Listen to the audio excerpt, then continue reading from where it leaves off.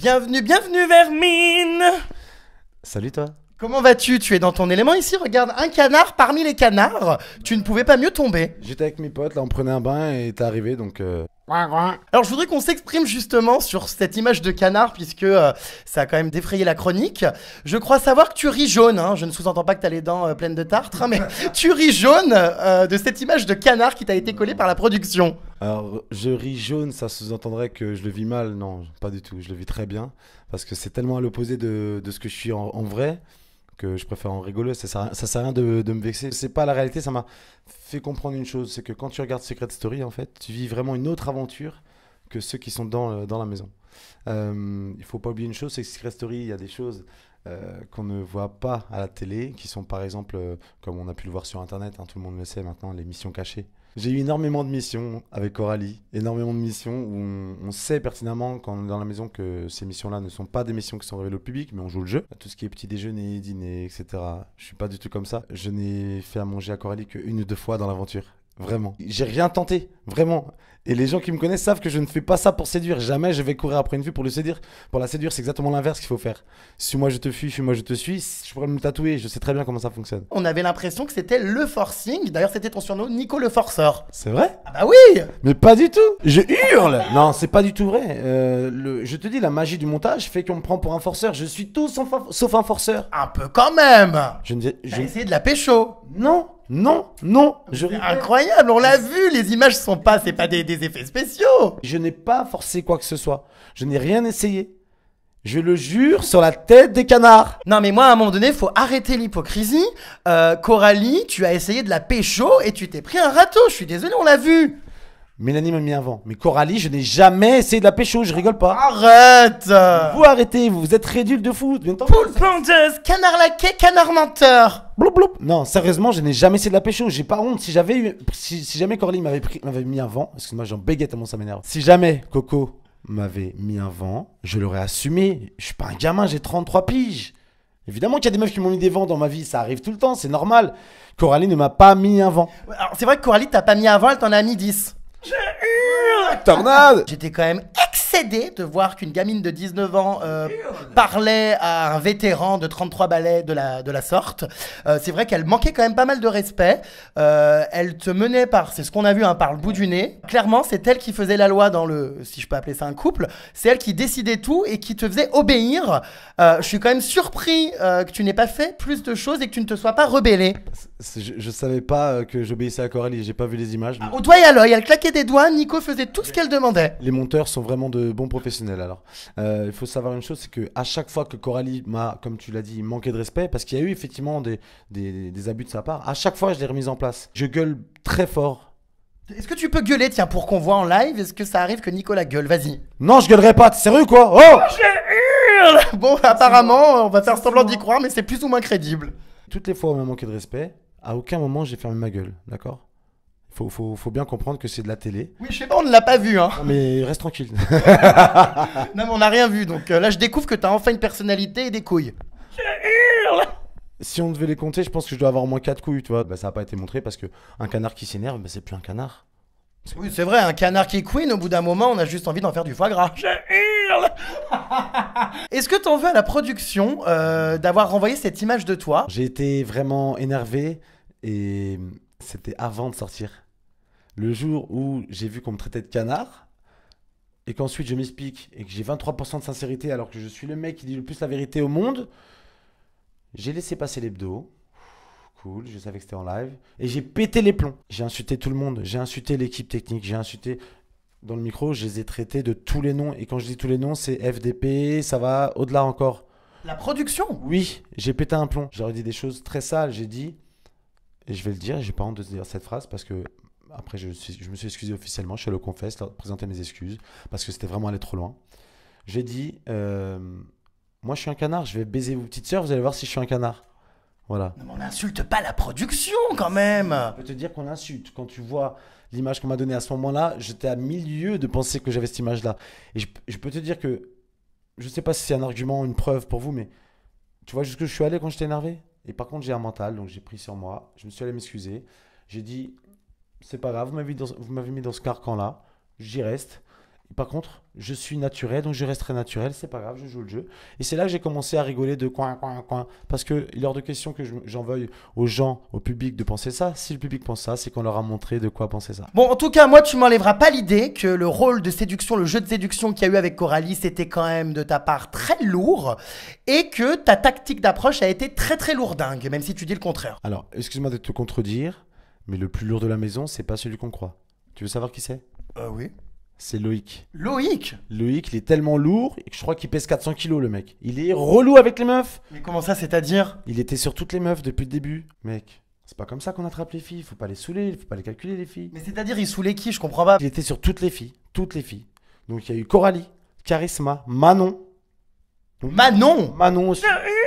Toutes les filles de la maison. Et puis t'as bien vu maintenant, les deux qui sont rentrés également. Il aurait pu être sur Nathalie aussi, tu vois, si Julie n'avait pas sauté dessus. Mais alors, quand tu dis qu'il est lourd, c'est-à-dire comment? Parce que de faire plus lourd que toi, ça me paraît difficile. Moi, je suis pas lourd du tout avec les filles. Mais il y a pas de souci, c'est normal que vous croyez ça. Loïc, lui, il est lourd comme un dragueur lourd, tu vois, le dragueur lourd qui vient, qui te dit oh, ça te dit de passer une nuit avec moi, hein. Vraiment le kéké quoi. Ouais, le Marseillais, quoi. Pastis partant bleu, pastis délicieux. Exactement, c'est bah alors on n'attend pas Patrick, c'est un lourdeau quoi, c'est un mec du camping. Loïc il pensait qu'à baiser. J'ai vu des scènes où Loïc simulait des actes sexuels avec des filles pour faire rigoler tout le monde. Mais comment ça, où? Bah, par exemple dans un lit, le soir avant de se coucher, ça se frottait avec Charisma, ça se frottait. Charisma! La plante verte n'est pas si immobile. Apparemment, elle a envie de se faire arroser, cette plante. Tu m'étonnes, John. Alors, c'est quoi, justement, il y a eu des rumeurs, j'ai sorti un article, donc d'après mes taupes, je suis toujours bien informé, tu vas d'ailleurs, je pense, nous le confirmer. Apparemment, Charisma et Loïc se seraient roulés des pelles à plusieurs reprises dans le chalet en cachette. J'étais avec Loïc et Charisma dans le chalet. Ils se sont embrassés normal. C'est pas genre un bisou et Charisma a été choqué. Une grosse galoche normale. Et ils ont fait signe à John de rien dire. Je pensais que c'était une blague, qu'ils allaient rigoler ensuite, mais ils ont fait ça en toute détente. Donc ça veut dire que c'est quelque chose qu'ils font depuis longtemps, je pense. Peut-être déjà dans la petite maison. Donc oui, Charisma, dès le départ, elle a quand même parlé de manque. Elle était en manque d'affection et de sexe, clairement. Ah oui. Charisma! Ah oui, Charisma. Mais non, pas la jolie petite fille qu'on a vue avec son doudou, elle peut pas parler de sexe, c'est pas possible. Je dirais pas que c'est une chaudasse, mais pas loin. Voilà, non vraiment, j'ai un dossier, un dossier, tu veux un dossier? Ah bah vas-y, allez hop, c'est parti, ouvrons les dossiers, plus loin. On est dans le jacuzzi avec Loïc et John, Charisma en face de nous, et ça part en live. Moi j'aimerais bien faire un truc à trois avec deux garçons. Attends. Charisma, c'est pas possible. Sur la tête des canards, c'est vrai. Charisma! Je te jure que c'est vrai. Je te jure que c'est vrai.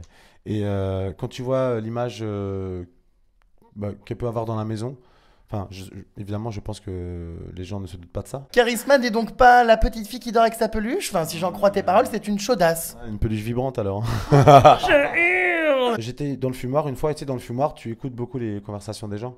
Et en plus, tu as un petit trait comme ça, tu peux voir un petit peu ce qui se passe.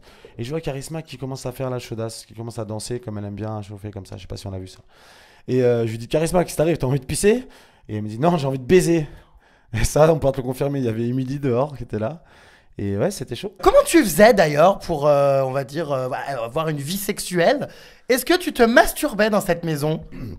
Ah, je hurle! Alors, c'est un sujet tabou. Ah bah non, pas du tout. Chaque année, ils nous le disent. Hein. Mais regarde, tu vas voir que je ne mens jamais. Je vais te dire un dicton, simplement, que j'ai inventé. Un homme qui ne se masturbe pas, c'est qu'il n'a pas de bite ou qu'il n'a pas de bras. C'est vraiment glamour. Alors ça, c'était vraiment de la citation. Donc j'en conclus... Par contre, sur le bite. J'en conclus que tu as des bras, donc forcément... Au bout de 15 jours, en fait, tout simplement, j'ai pété les plombs dans cette maison, mais je comprenais pas pourquoi. Dès qu'on me parlait mal, dès qu'on me coupait la parole, je m'énervais. Et après, je me suis dit, mais putain, je suis con, quoi.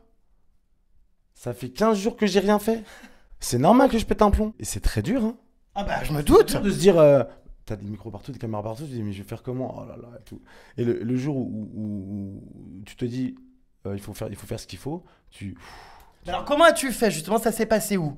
Le seul endroit de la maison qui n'est pas filmé, c'est les toilettes. Aux toilettes? Non mais c'est pas vrai. Hurle. Tu te masturbais dans les toilettes? C'était vraiment, on va dire, une fois par semaine, voire une fois par semaine.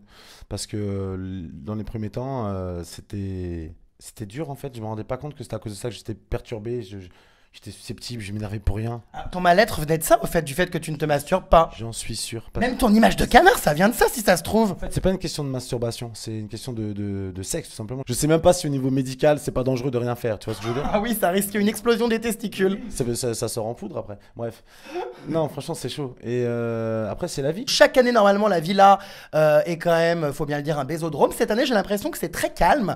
Alors, il y a ce couple, Émilie-Rémi. Est-ce que vous avez eu des échos? Est-ce qu'il s'est passé quelque chose entre eux? Émilie m'a dit, Nico, par contre, tu sais, vous vous plaignez de machin que vous faites rien, mais Rémi non plus, il a rien fait. Hein, donc, et j'ai dit, ah, mais c'est encore pire pour Rémi en fait, parce que lui, il a l'île de la tentation devant lui et il peut pas y aller, tu vois. Quand Émilie m'annonce que Rémi est dans la même situation que tous les mecs de la maison, je vois la tête de Rémi, le pauvre, qui confirme, qui fait.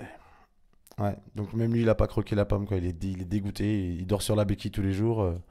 Il en peut plus, quoi. Il en peut plus. Bon, bah écoutez, masturbez-vous aux toilettes, les amis. Est-ce que c'est vrai qu'il y a un soir, d'après mes informations exclusives, tu as voulu quitter la maison, tu as menacé la prod de faire tes valises et de te barrer? Oui, oui, tout à fait. Pourquoi? C'est très simple. Joconi, les trois, Jonathan, Coralie et moi, nous sommes adressés à la production. Avant de désigner la personne qui serait éliminée par le pouvoir gagné par Coralie, donc en l'occurrence Émilie, on voulait simplement prévenir que si cette personne-là revient dans le jeu après parce qu'elle a été isolée, Coralie, Nicolas et Jonathan, ils se barrent. Ah, vous avez menacé en gros de quitter le programme et de boycotter le programme si jamais on vous la faisait à l'envers et qu'on isolait quelqu'un en pièce secrète. On sait très bien qu'on n'a pas d'influence sur le jeu à ce moment-là. C'est pas une menace, c'est une information. On est déterminé. C'était au confessionnal. Hein. Donc cette demande-là, enfin cette information-là, en disant voilà, on va se barrer si vous la mettez à l'envers. Et on a senti comme un malaise. Personne nous a parlé pendant 2 minutes suite à ça. Je pense qu'elle a dû consulter quelqu'un, la personne au confessionnal, pour savoir ce qu'elle pouvait dire, pas dire. Et au final, on nous a rassurés. Et c'est encore elle qui a parlé. Et qui nous a dit non, vous inquiétez pas, c'est le jeu, de toute façon, c'est comme ça, vous avez gagné, c'est normal que vous ayez un pouvoir. Et le jour où Émilie est revenue, quand on fait cette tête-là, Oui, vous étiez carrément dégoûté qu'Émilie donc Dégoûté. réintègre la maison. dégoûté, c'est le mot. Et j'ai entendu choqué, il y a des gens qui ont dit choqué. Non, pas choqué, parce qu'on le savait. Et on était dégoûté que ce soit vrai, parce que ce pouvoir, ce code était dur à trouver. C'était vraiment un sale coup pour Joconi, vraiment. Coralie, elle a pété un plomb. J'ai vu les images, elle pleure et tout. Elle pleure vraiment. Elle voulait vraiment partir. Elle est restée 2 heures au confesse. Elle voulait partir. Elle était déterminée. On Elle sent. s'est surtout rendu compte qu'elle était dans la merde parce qu'après avoir voulu éliminer Émilie et Émilie qui revient, forcément la petite Coralie, elle allait être sacrément dans la merde. Exactement, sa plus grande rivale dans le jeu revient. Et là, Coralie, elle a les chocottes. Émilie, la pire de toutes. Oui, alors Émilie, c'est vrai que je t'ai entendu dire, je sais plus où c'était, tu as révélé donc que la fille qui était la plus détestable selon toi dans le jeu, ce n'était pas Coralie, mais c'était Émilie. Alors c'est bizarre parce que nous, on a quand même l'image d'une fille très agréable, très souriante, très sympathique. Elle est adorée du public et d'après toi, c'est celle qui est la plus odieuse à l'intérieur de la maison. Tout à fait. Vraiment, c'est une personne qui au final m'a supporté. Émilie crie pour rien, même quand il se passe rien, même quand ça va. Ouais, on peut avoir une activité, s'il vous plaît, on s'ennuie, s'il vous plaît. Oh, les chatounettes! On se croirait à la Gay Pride! On est à 2 pas de toi, on est à 2 mètres. Si tu veux parler sur une activité, va au confesse, arrête de nous casser les oreilles toute la journée. C'était horrible. Émilie passe pour la meuf gentille dans la maison, mais franchement, c'est tout le contraire. Et les insultes, il y en a assez, quoi. Vaniquer tes morts, des choses comme ça. Je veux dire, venant d'une belle fille comme ça, c'est dommage. La sécurité est intervenue pour séparer Coralie et Émilie. Ah oui, il y a eu des bagarres. Émilie, c'est une racaille. Émilie, moi j'ai senti plusieurs fois qu'elle allait se faire sortir, j'ai cru qu'elle allait taper quelqu'un. Et quand j'ai dit quelqu'un, c'est Coralie. Moi Oh, aussi. mais pourtant, à l'écran, elle a l'air toute posée. Mais c'est une personne très active dans la maison, comme moi. Donc ça donne de la matière pour montrer ce qu'on veut montrer. C'est pas quelqu'un avec qui je partirai en vacances, je te le dis. J'ai cru comprendre. Voilà. Et Loïc non plus, depuis que sa sœur s'est révélée, il a changé aussi. Il est vraiment sous sa houlette. Loïc, c'est le toutou de sa sœur. Et il l'a dit dès que le secret a été révélé, il a dit je suis content, en même temps je suis pas content parce que vous allez voir, elle me parle trop mal. Et il rigolait pas quand il disait ça, donc on croyait que c'était une blague. Et maintenant j'ai compris. C'est elle le jumeau dominant en fait. Quand je vois l'image des Marseillais à l'extérieur de la maison, je me dis que le public a tout faux, et il y est pour rien évidemment, mais Émilie c'est la personne la moins respectueuse de la maison. Elle s'énerve tout le temps pour rien, elle dit tout le temps la même chose, elle a des arguments bidons, elle fait vraiment la racaille dans la maison. Vraiment. Pour moi, si on montrait les vraies images d'Émilie, elle sort au bout d'une semaine. Qu'est-ce que c'est que ces rumeurs d'homosexualité? J'ai reçu beaucoup de mails, oui, te concernant. Apparemment, Vermine, tu aurais été surpris en train de souffler dans des flûtes, dans des bars gays à Toulouse. Alors, j'ai eu plusieurs mails là-dessus, donc j'ai jamais mené l'enquête, mais apparemment, tu serais bisexuel. J'ai fait beaucoup de dégâts à Toulouse au sein de la jante féminine, mais la jante masculine, c'est pas mon truc de. Désolé, Jérémy. T'es sûr? Ah oui, je suis sûr à 100%. Oui. Ça m'étonne, parce que moi, je me dis qu'il n'y a pas de fumée sans feu. Hein. J'ai hâte de sortir du bain, je te jure, je suis pas bien. Ah non, mais je hurle. Il y a un truc qui est hilarant, c'est que lorsque tu étais donc nominé face à Ali, tu étais persuadé de le faire sortir. Résultat, tu as été éjecté comme un malpropre dans le sas. Alors, c'est peut-être l'impression que ça a donné. En fait, c'était un choix tactique, c'est-à-dire que Ali, entre Loïc, Rémi et Ali, au sein de Joconi, on a réfléchi, on s'est dit le plus faible, c'est Ali. On a hésité, au début, on voulait Rémi. Et ensuite, oui, mais sauf que nous le secret d'Ali, on l'a pas. Et c'est ça qui fait qu'il est populaire, mais on le sait pas. Ali, c'est un beau gosse, on le sait, mais dans la maison, il ne servait à rien. Sur le plan du jeu, pour moi, c'était vraiment pas le meilleur entre Loïc, Rémi et lui. Je me disais, oui, c'est bon, on va le sortir. Ali, il m'a mis une grosse raclée, j'ai vu. Mais c'est de bonne guerre, c'est normal. Et puis, il est sorti la semaine d'après. Donc, d'ailleurs, sur les réseaux sociaux, je l'ai un peu raillé pour ça. On a un peu rigolé, on a passé la soirée ensemble. Et je suis un peu déçu pour lui parce qu'il aurait dû aller beaucoup plus loin. D'après toi, est-ce que c'est Nathalie, parce que Nathalie est très critiquée depuis qu'elle est arrivée dans Secret. Clairement, on la traite de chaudasse, de vieille peau qui drague un jeune. Enfin, elle se fait terminer sur les réseaux sociaux. D'après toi, est-ce que c'est Nathalie qui a fait plonger Ali? Et si Ali est sorti, est-ce que c'est à cause justement de ce couple qui était très mal vu par les internautes et par le public? Nathalie, c'est vrai que c'est une cougar, clairement. Elle s'est attaquée à Ali. Lui, il avait une mission. Ali est très joueur. Il est tombé dans le piège. Il a sali son image, entre guillemets. Il est sorti à cause de ça, j'en suis persuadé. Son public ne l'a pas suivi sur cette semaine-là. Parce que Ali, c'était Alia. Il aurait dû respecter Alia. J'ai passé une soirée avec lui, donc la soirée de sa sortie, en fait. Le vendredi soir, on a fait un petit tour ensemble et il est clairement dégoûté. Je lui ai demandé, tu te sens comment, Ali? Je suis dégoûté. J'imagine que t'as regardé, donc, enfin, t'as dû entendre parler de Julie et Nathalie après ta sortie qui sont venus donc pour allumer la terre entière dans la baraque.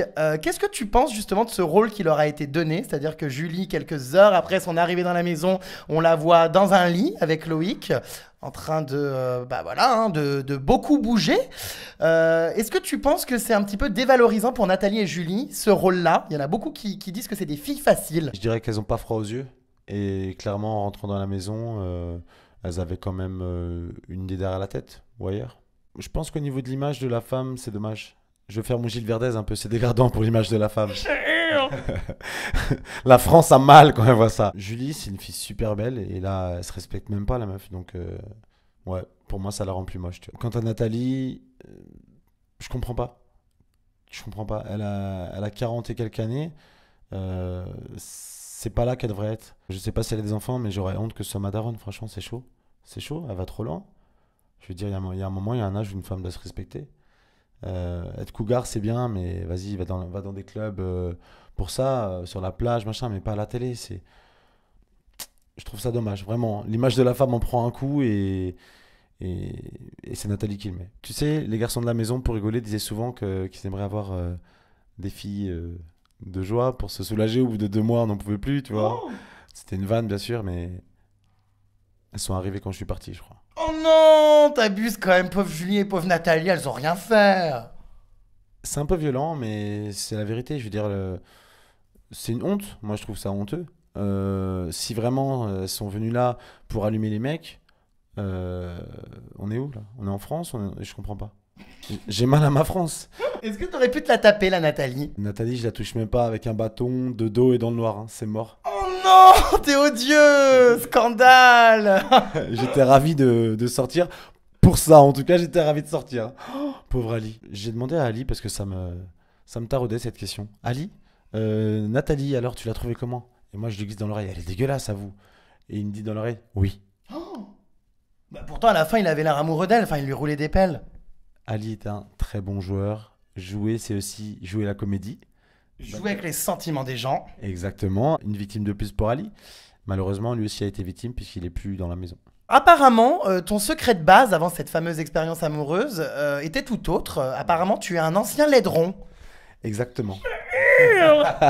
Ça me fait penser un peu à Hitch. Je sais pas si tu te rappelles de Hitch, le début du film où Will Smith il a la touffe, les lunettes, habillé comme un sac, quoi. C'était moi, donc j'étais pas vraiment à la mode. Et quand j'ai rencontré mon meilleur ami, il m'a relooké. Et lentilles, j'ai coupé mes cheveux, je commençais à mettre des vêtements corrects. Et là, les filles se retournaient dans la rue, chose que je comprenais pas au début. Je me suis dit, mais qu'est-ce qu'elle a? Mais on se connaît? Ah ben non. Tu passais de sacrément dégueulasse à tout juste potable. En fait, j'ai même pas entendu la vanne. Mon secret de base, c'était, je suis un ancien moche. J'ai subi une transformation physique. Pas une chirurgie, hein, simplement j'ai changé physiquement. Alors, il y a eu aussi de grosses rumeurs sur des pétages de plomb de Rémi. Alors, il y a beaucoup de versions autour de ça. Il serait temps que tu nous expliques. Rémi, à plusieurs reprises dans les quotidiennes, est apparu avec les poignets en sang. Alors, est-ce qu'il s'est taillé les veines quand Émilie l'a nargué? Ou alors, est-ce qu'il a pété les plombs, frappé quelqu'un, frappé une porte? Enfin, qu'est-ce qui s'est passé? Parce que c'était vraiment... on le voyait beaucoup, hein. Il avait les poignets en sang. Alors, Rémi, c'est quelqu'un qui prend beaucoup sur lui. Et à un moment, il a pété un plomb. John, avec son humour cinglant, des fois nous insulte, mais on le prend bien. Et là, il nous a dit je vous encule tous, en fait. Hein. Bon, pour toi, c'est pas une insulte, mais. Il a dit. Moi, c'est un cadeau. Jonathan maintient, il dit oui, je vous encule tous. Parce que voilà, c'est son humour. Et Rémi a pété un plomb. Et on était tous dans la cuisine.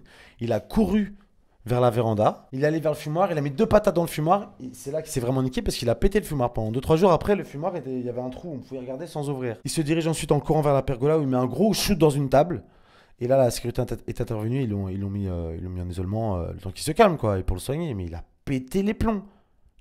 Ça se voyait qu'il voulait taper John, en fait. Il voulait le défoncer. Il s'est calmé. Il a pas réussi à se calmer assez. Et il est parti en vrille. Tasmania. C'était un truc de fou. Il a tout retourné. On n'a pas compris. Rémi n'a jamais été comme ça d'habitude. Je voudrais qu'on parle de ta sortie quand même qui a été très mouvementée, hein, puisque à peine exclu du jeu et un peu déboussolé sur le plateau, tu t'es quand même fait violemment mitrailler et attaquer par Leïla et Amélie. Comment tu l'as pris? Parce que c'est vrai qu'elles t'ont pas lâché, clairement. Elles t'ont clairement assassiné sur le plateau. Ça devait être quand même un petit peu saoulant. Le mot exact, c'est canarder. Je me suis fait canarder pour le coup.